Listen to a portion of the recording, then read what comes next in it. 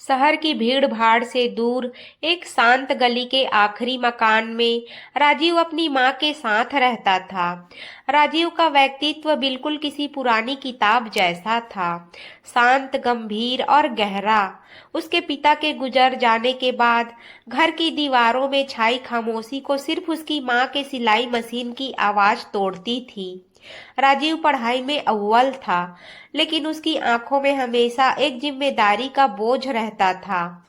एक दोपहर जब वह अपनी माँ के लिए धागे और कुछ सामान लेकर घर लौटा, तो उसकी माँ ने मुस्कुराते हुए कहा, राजीव बेटा, आज प्रोफेसर साहब का फोन आया था। वह चाहते हैं कि तुम उनकी बेटी को ट्यूशन पढ़ाओ। सुना है बहुत अमीर लोग हैं। अगर तुम मान जाओ तो घर की आर्थिक स्थिति थोड़ी सुधर जाएगी। राजीव को अपनी पढ़ाई और घर की तंगी के बीच तालमेल बिठाना मुश्किल लग रहा था, लेकिन माँ की उम्मीदें देखकर उसने हामी भर दी। अगले दिन शाम के 4 बजे राजीव एक बड़े से सफेद बंगले के सामने खड़ा था। गेट पर मैग्नोलिया विला लिखा था। धड़कते दिल के साथ उसने घंटी बजाई। नौकर उसे अंदर ले गया और एक बड़े से आलीशान ड्राइंग रूम में बैठने को कहा। चारों तरफ महंगे कॉलिन, झूमर और दीवारों पर बेहतरीन पेंटिंग्स थी। राजीव खुद को वहां थोड़ा असहज महसूस कर रहा था। तभी सीढ़ियों से उतरती हुई एक लड़की की आहट हुई। वह श्रेया थी। सफेद रंग का सूट पहने, कंधों तक बिखरे काले बाल और आंखों में एक ऐसी चमक जैसे कोई झील शांत हो। श्रेया को पहली बार देखते ही राजीव की सांसें जैसे थम सी गई। उसने अपनी जिंदगी में सादगी और खूबसूरती का ऐसा मेल कभी नहीं देखा था। श्रेया के चेहरे की मासूमियत और उसकी आंखों की गहराई देखकर राजीव को लगा जैसे उसे अपनी रूह का कोई खोया हुआ हिस्सा मिल गया हो। श्रेया भी ठहर गई। उसने इससे पहले कई ट्यूटर देखे थे, बुजुर्ग, सख्त और उबाऊ, लेकिन सामने खड़ा राजीव अलग था। उसकी आंखों की ईमानदारी और चेहरे की सौम्यता ने श्रेया के दिल में एक अजीब सी हलचल पैदा कर दी। उसने अपनी पलकें झुका ली। प्रोफेसर साहब ने आकर परिचय कराया। राजीव, यह मेरी बेटी श्रेया है। इस साल इसके बोर्ड्स हैं और यह गणित में थोड़ी कमजोर है। राजीव ने बस धीरे से सिर हिलाया। वह चाहकर भी श्रेया की आंखों में नहीं देख पा रहा था। उसे डर था कि कहीं उसकी आंखों का सम्मोहन उसे उसके रास्ते से भटका न दे। वही श्रेया जो हमेशा पढ़ाई से जी चुराती थी, आज पहली बार उसे पढ़ाई का ख्याल बुरा नहीं लग रहा था। दोनों एक मेज के आमने सामने बैठे। कमरे में सिर्फ घड़ी की टिक टिक और पन्नों के पलटने की आवाज थी। राजीव उसे समझा रहा था, लेकिन श्रेया की नजरें राजीव के हाथ की उंगलियों और उसके बोलने के अंदाज पर टिकी थी। राजीव को भी बार बार महसूस हो रहा था कि कोई उसे बड़ी शिद्दत से निहार रहा है, पर उसने अपना ध्यान किताब पर ही रखा। यह बस एक शुरुआत थी, एक ऐसी कहानी की जहां शब्द कम और धड़कनें ज्यादा बातें करने वाली थी। दिन हफ्तों में बदलने लगे थे। अब राजीव का शाम 4 बजे मैग्नोलिया विला जाना महज एक नौकरी नहीं, बल्कि उसके दिन का सबसे खूबसूरत हिस्सा बन चुका था। वह घर से निकलते वक्त आईने में खुद को 2 बार ज्यादा देखता, अपने साधारण से कुर्ते की सिलवटें ठीक करता। शायद अनजाने में वह श्रेया की आंखों में खुद को बेहतर दिखाना चाहता था। उधर श्रेया, जो पहले पढ़ाई के नाम से चिढ़ती थी, अब दोपहर 3 बजे से ही तैयार होकर बालकनी में खड़ी हो जाती। जैसे ही गली के मोड़ पर राजीव की पुरानी साइकिल दिखाई देती, उसके चेहरे पर एक रूहानी मुस्कान दौड़ जाती। वह दौड़कर अपने स्टडी रूम में बैठ जाती और ऐसी एक्टिंग करती जैसे वह घंटों से पढ़ रही हो। एक शाम पढ़ते पढ़ते अचानक बाहर का मौसम बदल गया। ठंडी हवाएं खिड़की के पर्दों को उड़ाने लगी। राजीव मेज पर झुका हुआ गणित का एक मुश्किल सवाल हल कर रहा था। तभी हवा के एक झोंके ने श्रेया के चेहरे पर उसकी जुल्फों को बिखेर दिया। श्रेया उन बालों को हटाने ही वाली थी कि उसकी नजर राजीव पर पड़ी। राजीव पेन हाथ में लिए जम सा गया था। वह श्रेया की उस प्राकृतिक खूबसूरती को देख रहा था जो डूबते सूरज की रोशनी में और भी निखर उठी थी। श्रेया की बड़ी बड़ी आंखें और उन पर गिरती लटें राजीव के लिए यह किसी कविता जैसा था। दोनों की नजरें मिली। उस पल कमरे में सन्नाटा इतना गहरा था कि वे एक दूसरे के दिल की बढ़ती हुई धड़कनें साफ सुन सकते थे। श्रेया ने घबराकर अपनी पलकें झुका ली और अपनी किताब के पन्ने पलटने लगी। राजीव का गला सूख गया था। उसने पानी का गिलास उठाया और खुद को संभालते हुए बोला, श्रेया, ध्यान यहाँ लगाओ, यह सवाल जरूरी है। श्रेया ने धीमी आवाज में कहा, मेरा ध्यान तो यही है सर। बस हवा तेज थी। उसके शब्दों में एक अलग ही खनक थी, जैसे वह कुछ और कहना चाहती हो। राजीव को धीरे धीरे महसूस होने लगा कि श्रेया अब उससे सिर्फ सवाल नहीं पूछती, बल्कि उसकी पसंद नापसंद जानने की कोशिश करती है। कभी वह पूछती, सर, आपको कौन सा रंग पसंद है? तो कभी कहती, आप हमेशा इतने शांत क्यों रहते हैं? राजीव हमेशा सधे हुए जवाब देता। वह अपनी मर्यादा की दीवार को टूटने नहीं देना चाहता था। उसे पता था कि वह एक मामूली ट्यूटर है और श्रेया एक रईस खानदान की बेटी। लेकिन जब भी श्रेया की उंगलियां गलती से पेन पकड़ते वक्त राजीव के हाथ को छू जाती, तो राजीव के पूरे शरीर में बिजली सी दौड़ जाती। वह उस स्पर्श को हफ्तों तक महसूस करता। एक दिन ट्यूशन खत्म होने के बाद श्रेया ने धीरे से एक चॉकलेट राजीव की ओर बढ़ाई। यह किस लिए? राजीव ने चौंक कर पूछा। श्रेया मुस्कुराई। आज मेरा जन्मदिन है, किसी को बताइएगा मत। पापा घर पर नहीं है तो सेलिब्रेशन नहीं हुआ। राजीव को बहुत बुरा लगा कि इतनी बड़ी बात उसे पता नहीं थी। उसने अपनी जेब टटोली पर वहां कुछ नहीं था। उसने अपनी कलाई से अपनी पुरानी घड़ी उतारी जो उसके पिता की आखिरी निशानी थी और मेज पर रख दी। मेरे पास देने के लिए कोई कीमती तोहफा तो नहीं है श्रेया, पर यह घड़ी मेरे लिए दुनिया की सबसे महंगी चीज है। आज से यह तुम्हारी हुई। श्रेया की आंखों में आंसू आ गए। वह उस घड़ी की कीमत नहीं, बल्कि राजीव के उस जज्बात को देख रही थी। उसने वह घड़ी अपने सीने से लगा ली। उस दिन पहली बार दोनों को एहसास हुआ कि यह सिर्फ पढ़ाई का रिश्ता नहीं है, यह कुछ ऐसा है जो रूहों को जोड़ रहा है। लेकिन इसी बीच घर के पुराने नौकर काका ने उन्हें चुपके से दरवाजे के पीछे से देख लिया था। उनकी नजरों में एक अजीब सा शक था। राजीव का दिया हुआ तोहफा, वह पुरानी घड़ी, अब श्रेया की सबसे कीमती संपत्ति बन चुकी थी। वह उसे पहनती नहीं थी, बल्कि अपने तकिए के नीचे छुपा कर रखती थी, ताकि सोते समय भी उसे राजीव के करीब होने का एहसास हो। लेकिन उस शाम की घटना ने एक अनजाने खतरे की दस्तक दे दी। अगले दिन शाम को जब राजीव ट्यूशन पढ़ाने पहुंचा, तो आसमान गहरे काले बादलों से ढका हुआ था। हवाओं में एक अजीब सी बेचैनी थी। प्रोफेसर साहब किसी जरूरी सेमिनार के सिलसिले में शहर से बाहर गए हुए थे और घर के नौकर भी पिछले हिस्से में बने कमरों में चले गए थे। आलीशान बंगले के उस बड़े से स्टडी रूम में सिर्फ राजीव और श्रेया थे।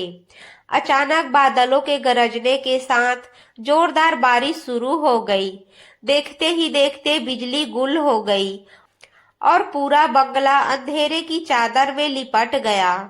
श्रेया, जिसे बचपन से ही अंधेरे और आसमानी बिजली से डर लगता था, एक जोरदार कड़कड़ाहट सुनकर अपनी कुर्सी से उछल पड़ी। घबराहट में उसका पैर मेज से टकराया और वह गिरने ही वाली थी कि अंधेरे में दो मजबूत हाथों ने उसे थाम लिया। वो हाथ राजीव के थे।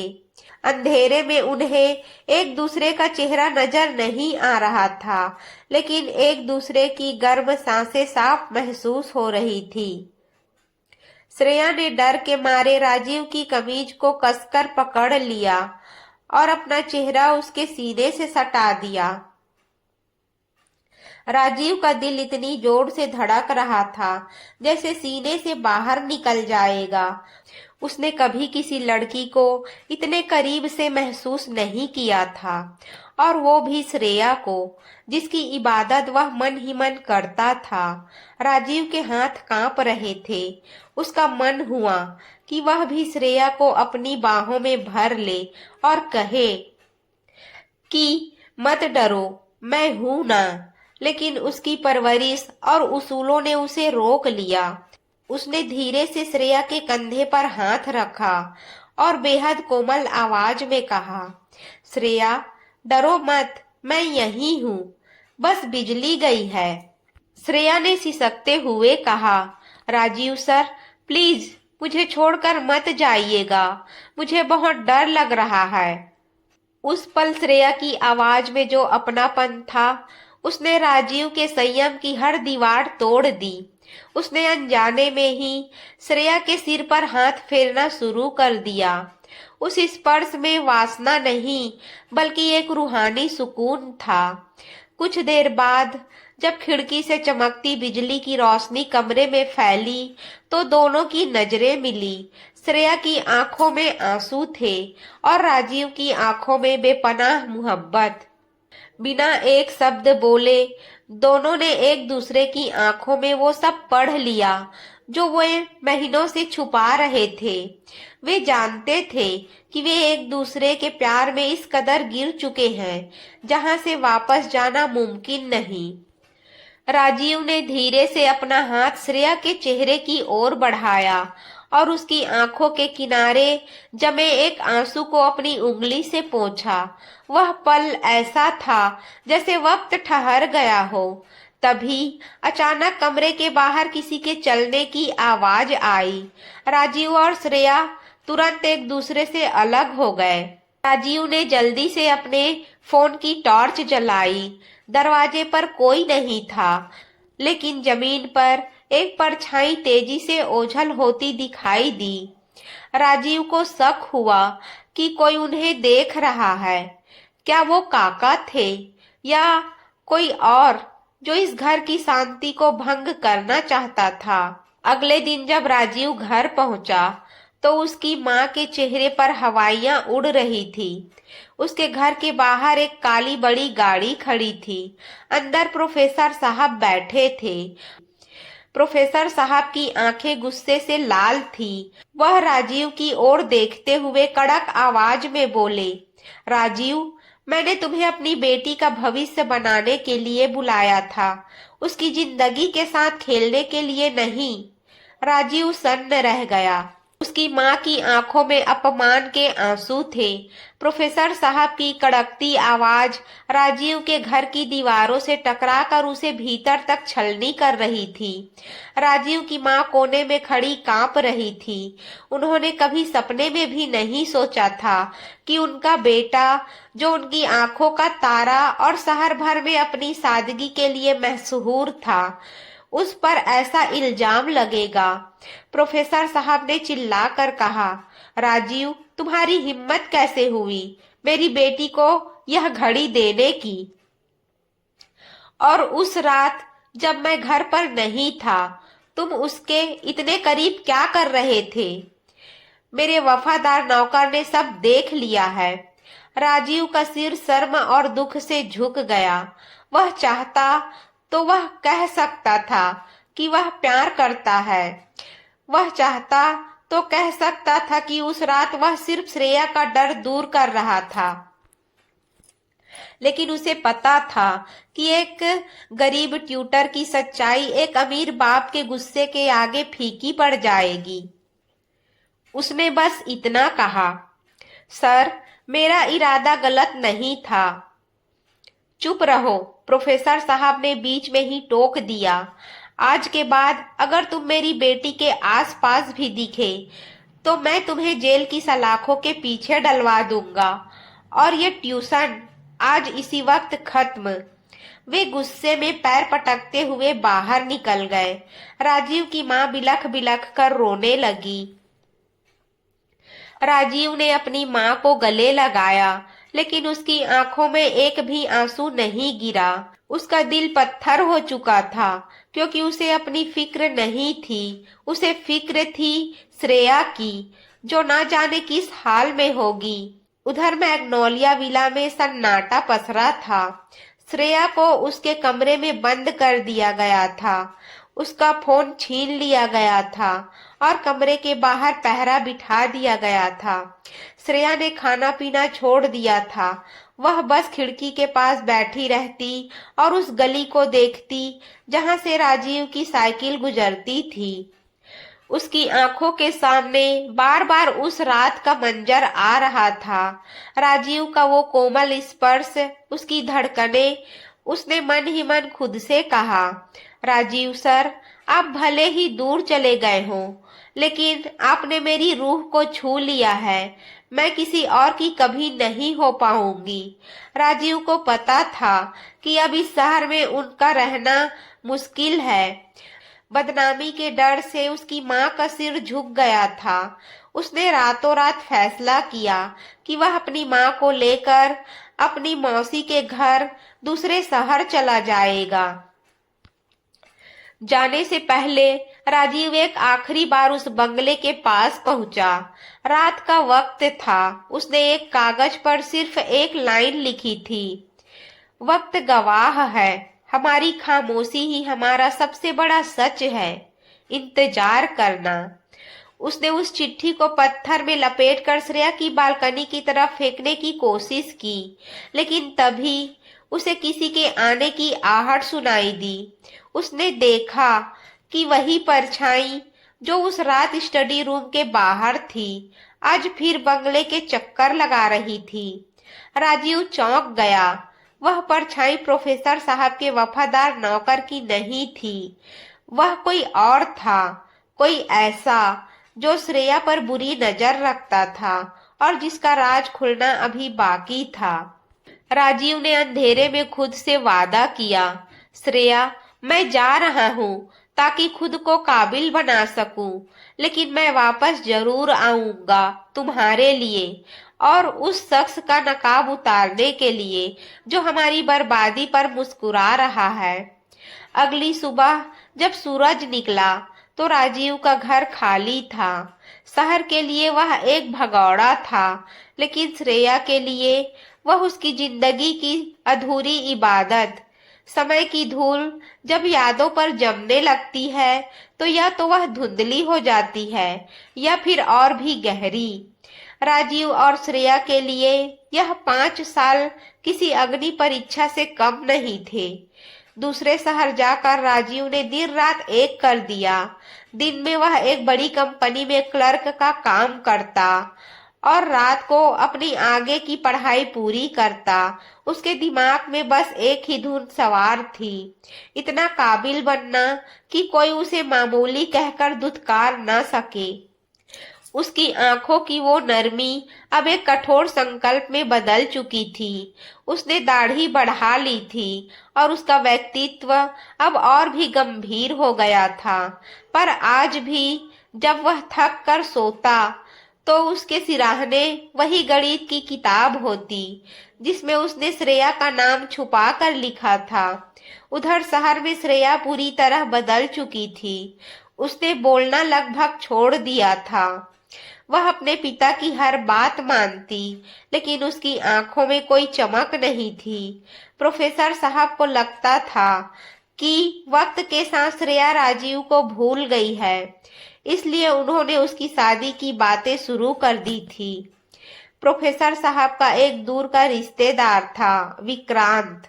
वह दिखने में बहुत शालीन और सभ्य था, लेकिन उसकी आंखें वही थी जो उस रात बंगले के बाहर परछाई बनकर घूम रही थी।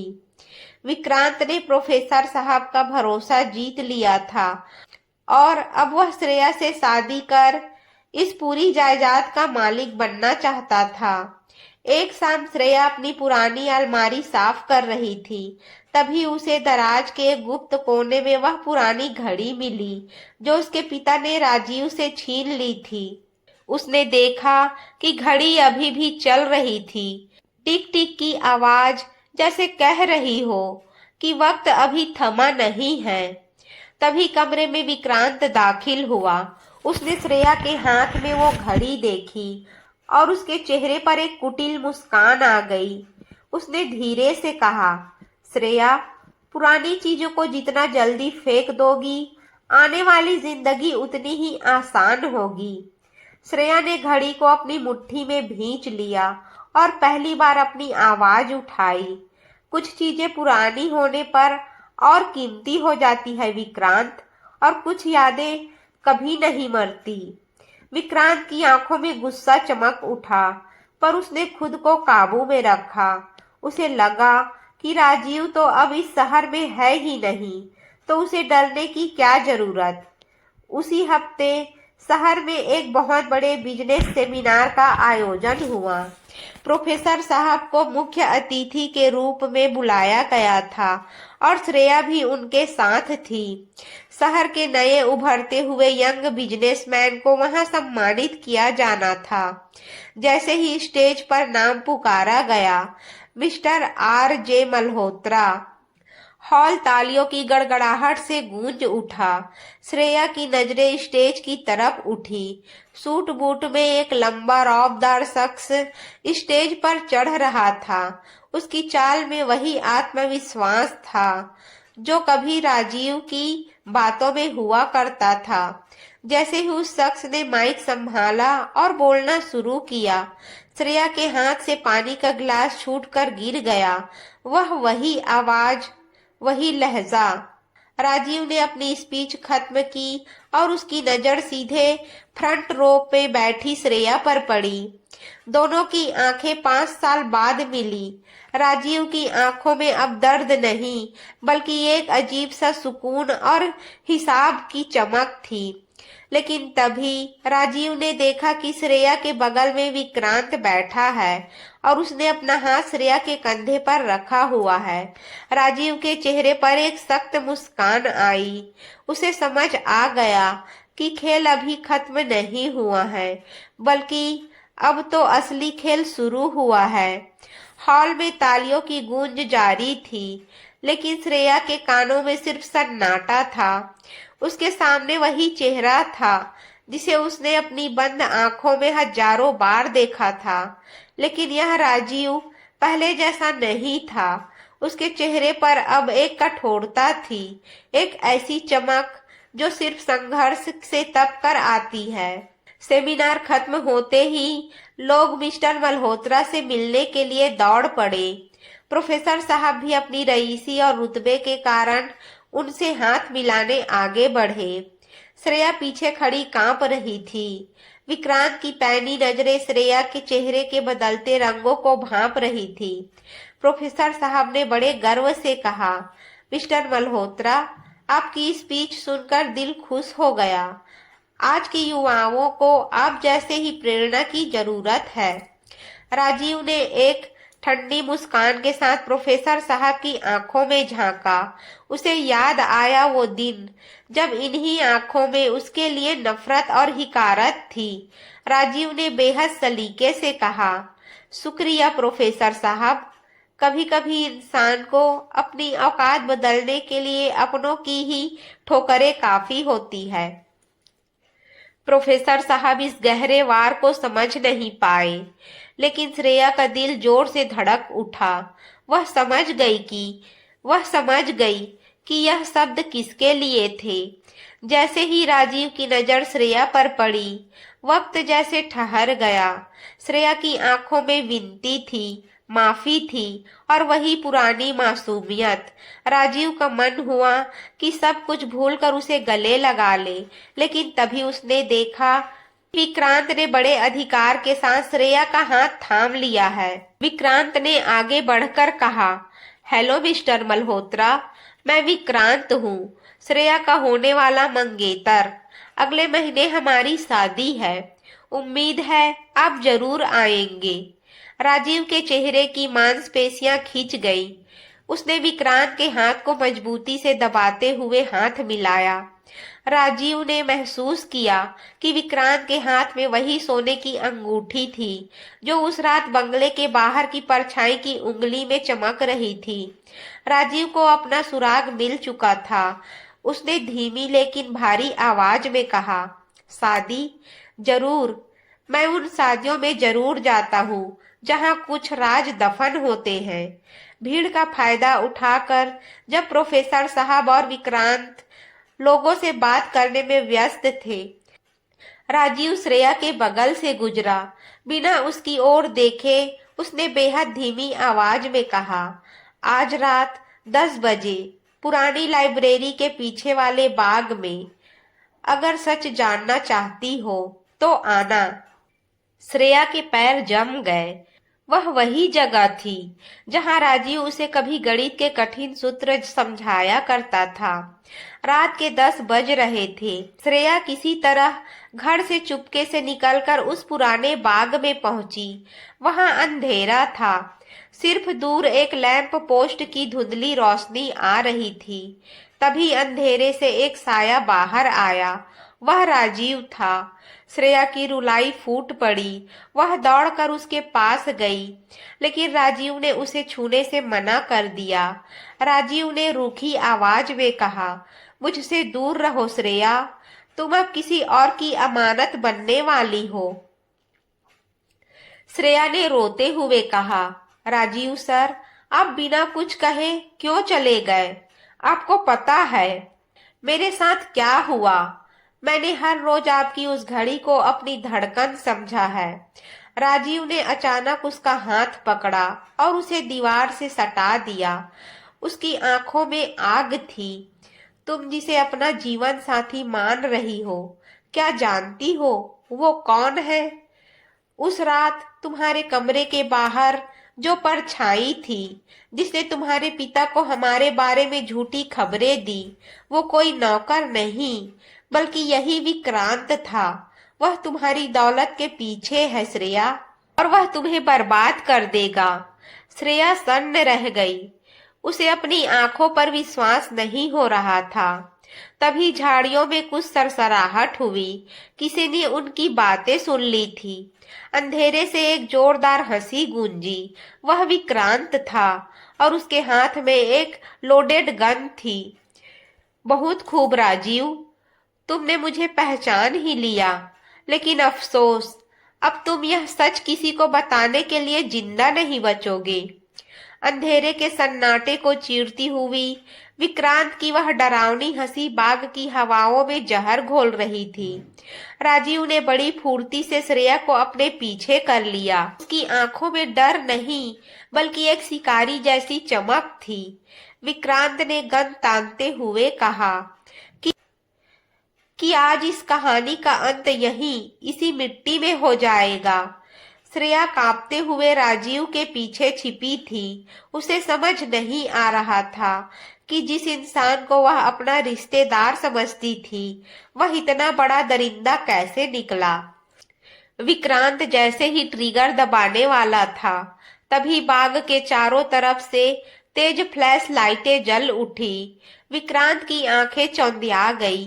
अचानक पुलिस की गाड़ियों के सायरन गूंजने लगे।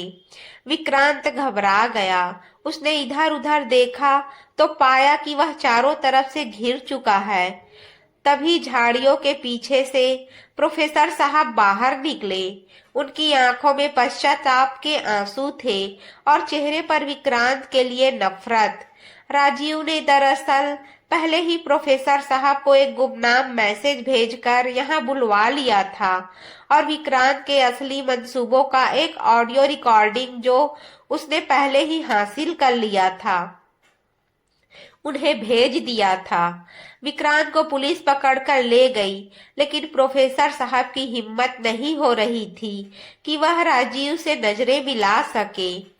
उन्होंने कांपते हाथों से राजीव का हाथ थामा और कहा, बेटा, मैंने उस दिन तुम्हारी सादगी और इबादत को नहीं पहचाना। मुझे अपनी रईसी का घमंड था। मुझे माफ कर दो। राजीव ने बस मुस्कुराकर उनके हाथ चूम लिए और कहा, सर, मेरा मकसद आपको नीचा दिखाना नहीं, बल्कि आपकी बेटी को उस भेड़िए से बचाना था। सब कुछ शांत होने के बाद प्रोफेसर साहब ने उसी वक्त फैसला किया कि अब देर करना ठीक नहीं। उन्होंने राजीव और श्रेया की शादी की तारीख पक्की कर दी।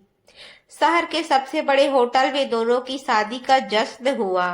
राजीव शेरवानी में किसी राजकुमार से कम नहीं लग रहा था और श्रेया लाल जोड़े में साक्षात अप्सरा लग रही थी। पूरे समारोह के दौरान दोनों की नजरें एक दूसरे से मिलती, पर वे चाह कर भी अपने जज्बात शब्दों में नहीं कह पा रहे थे। समाज और बड़ों के सामने वे अब भी वही पुराने मर्यादा वाले प्रेमी थे।